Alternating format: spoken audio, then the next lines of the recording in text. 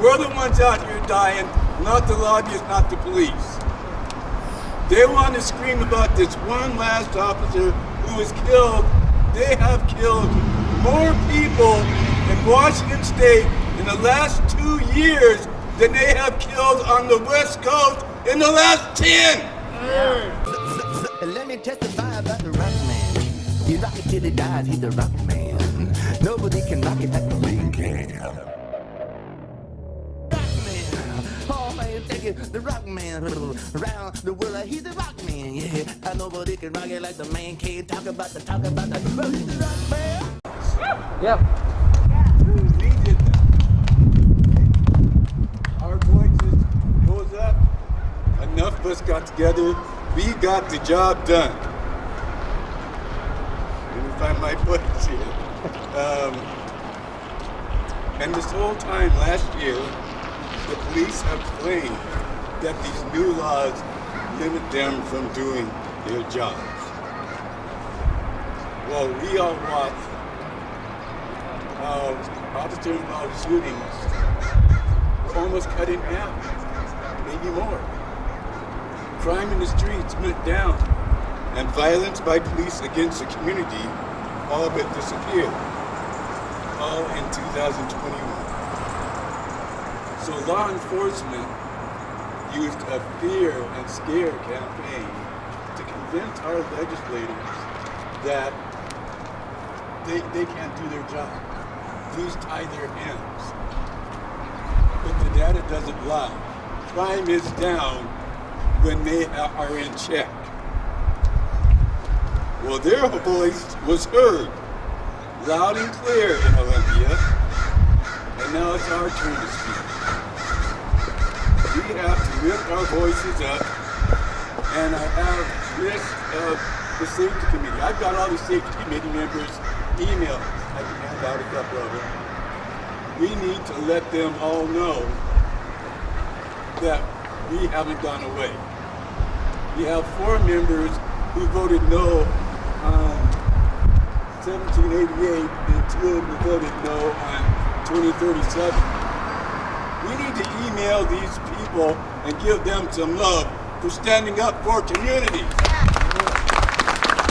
The rest of them, we need to email and let them know about our displeasure with how they are voting. Okay. In the future, we're going to keep handing out emails, the email addresses of every committee member that these bills have to go in front of to pass. And we need to bombard them with our feelings. We need to bombard them with our voices, not just law enforcement. We don't need another lobbyist telling them how to vote. We need them to vote from what the voices of the people say. Yeah. We're the ones out here dying, not the lobbyists, not the police. They want to scream about this one last officer who was killed. They have killed more people in Washington State in the last 2 years than they have killed on the West Coast in the last 10. They're killing people and they're trying to murder their side and give him an honor pass. But you know what the problem is? If this bill if 1507 had been enacted, he'd be alive. If that officer had slowed down and de-escalated like the law says, he would have found that was an officer and he wouldn't have shot him. Out of the car 3 seconds and you're shooting a rifle twice? That's not police work, that's murder. Glad you're not. That's murder. And that's why we need 1507. Because if they make a mistake, it's a mistake. That's all right, that's police work. When they murder someone in 3 seconds, they need to be prosecuted. Not by their brother, not by their sons. By someone who can look him in the eye and say you did wrong. So next year, when 1507 or whatever number we put on it comes out, I'm going to need everybody to stand up. I'm going to need everybody to ask a friend. I'm gonna need, you're gonna need, we're all gonna need, David's gonna need you to stand up and say, don't let cops kill another person and walk away. Yeah. No more rollback. How can you move forward if pulling back? I'm sorry, got off track. Try not to get too excited. You're all right. You're all right. You're all right. Go ahead, Bert. But I don't want you to join this family. I don't want you to know the pain. I don't want you to have the emptiness. I want to keep your family whole. Nothing will change. And law enforcement wins. Thank you.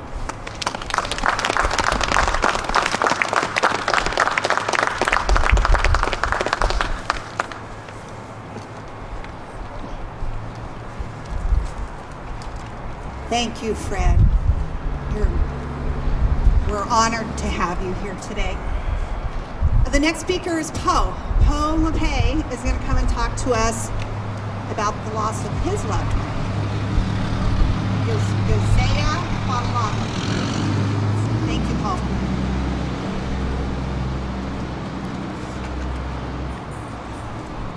Can y'all hear me all right? Absolutely. Cool.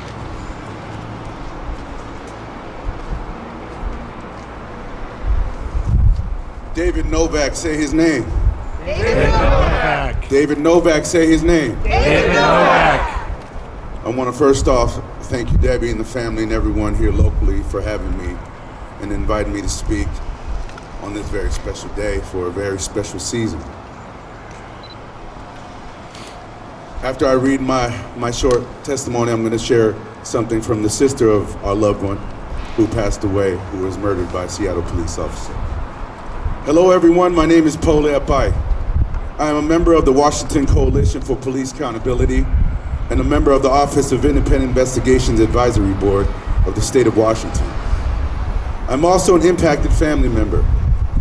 My family experienced police violence firsthand December 31st, 2018, when then Seattle police officer Jared Keller racially profiled my cousin Yosia Falitongo, a 36-year-old Samoan man with two small boys. He pulled him over, ran him down, and shot Yosia while our family waited to share the new year with him. He never showed up. On body cam, as justification for pulling Yosia over, Seattle police officer Jared Keller is heard on body cam saying Yosia's vehicle looked shady.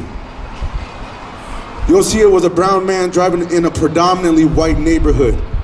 The conversation surrounding that comment was never had. Officer Jared Keller proceeded to pull Yosia over, provoked my cousin.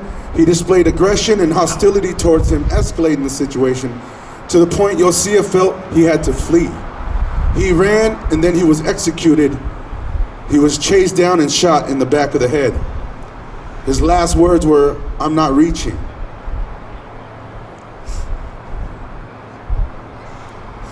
Last year we fought for our missing loved ones and to prevent more impacted families. We worked with and passed epic police accountability legislation to keep our communities safer. And it worked. We saw a 60% reduction in Washingtonians killed last year by police.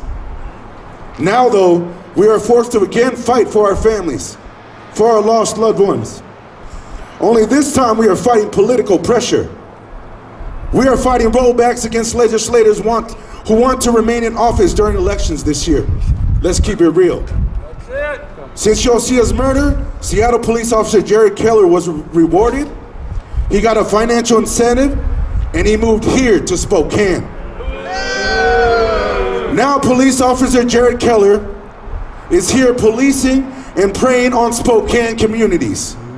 We cannot be allowed to continue his predatory behavior, claiming reasonable suspicion to pull people over. We need our lawmakers to vote no on Senate Bill 5919, House Bill 1788, and House Bill 2037. There are a lot more. Make sure y'all stay connected. These bills water down the protections put in place last year. We do not need to allow reasonable suspicion as the basis for vehicle pursuit. We do not need to expand the use of physical and excessive force. We do not need more impacted families.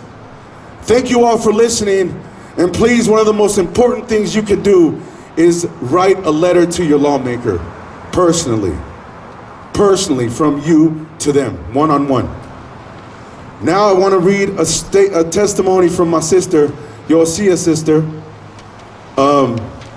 in regards to her support for House Bill 5485, Senate Bill 5485, which I also spoke on a few days ago.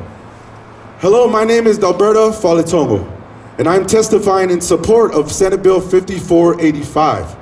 Yosia Faletongo was my brother-in-law. Yosia was killed after a traffic stop. The traffic stop was a low-level offense. The stop was clearly not about keeping people safe on the roads. It was something else. The officers called him shady on body cam.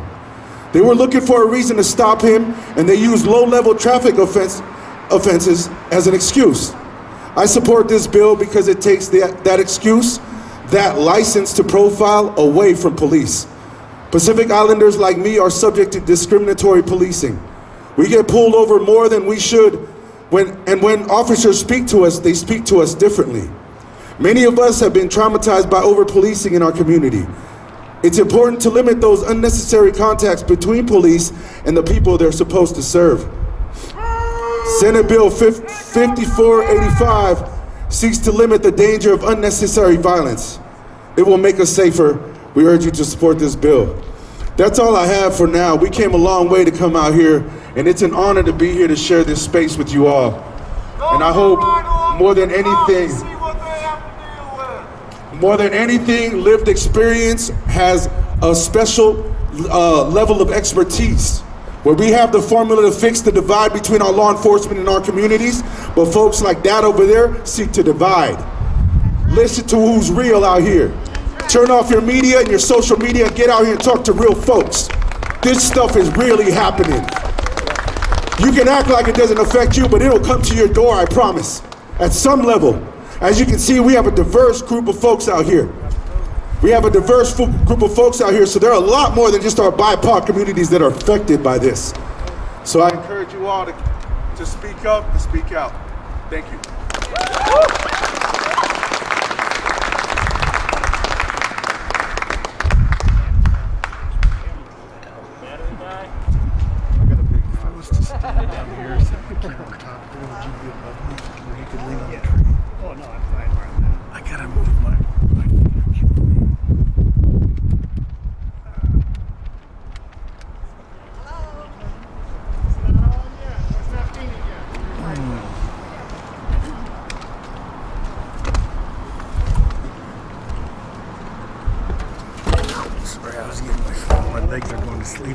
While we're waiting,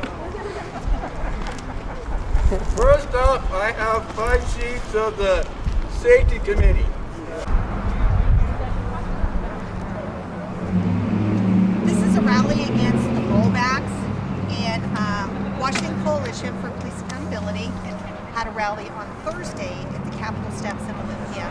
So we're trying to back them up and support them because there is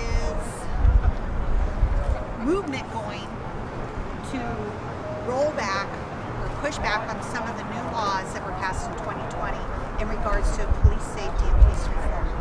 And we don't want that to happen.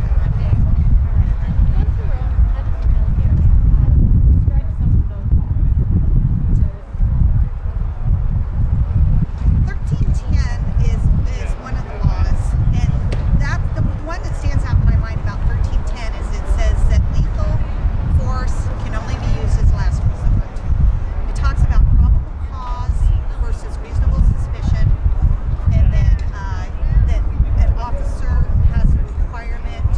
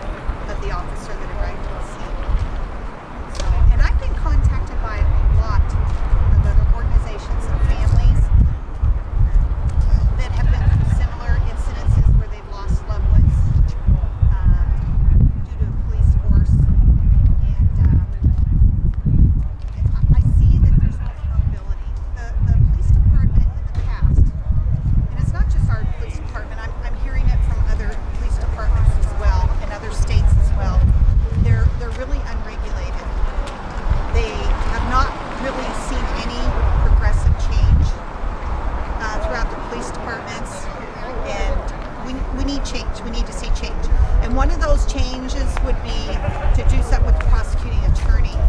The prosecuting attorneys work day to day with the police officers as they're rendering decisions on whether they should be justified, held justified or unjustified, any use of lethal force. House Bill 1507, which did not make it through the legislature this session, we're expecting it to come back up with the next session. So we're trying to educate people about the House bills.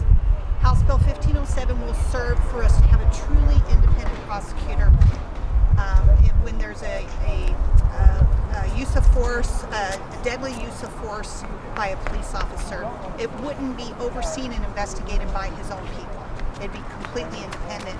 And that prosecutor would be out at the executive branch. They wouldn't be located, in a physical area with the people that they're making decisions on. All right. And of the bills that could be rolled back, which ones would you guys have here to support?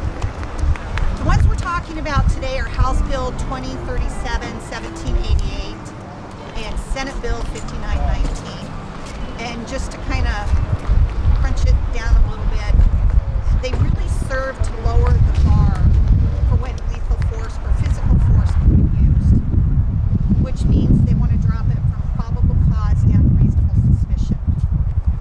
We don't want the bar lowered. We want to continue to save lives, which is what's happening now. We're saving lives. Lives are being saved.